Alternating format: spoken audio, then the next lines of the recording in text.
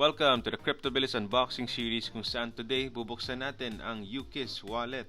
Nabuksan na namin to prior pero kapag kayo naman guys, tanggalin nyo lang ang seal para matanggal ang top cover at sasalubong sa inyo ang kulang. Ito dapat ang sumalubong sa inyo, ang adapter ng UKIS papunta sa USB-A and mga USB-C additional. Pero let's go back. Ayan.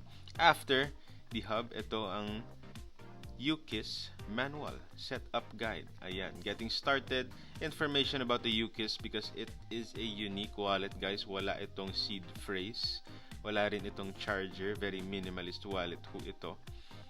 Explain natin later kung bakit, pero yan, this is the manual of the UKIS wallet.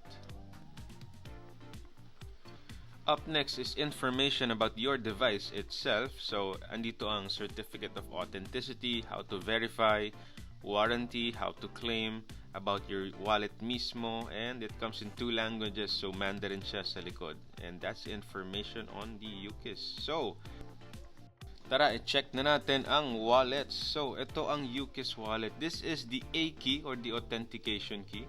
Meron siyang USB-A to USB-C.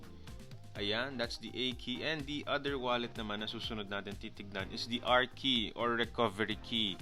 So gaya nga ng sabi kanina, wala kang isusulat na seed phrase. The R key will be your recovery key pag nawala mo yung A key guys. So ayan ang UKIS wallet and its unique concept. Stay tuned for more unboxing videos.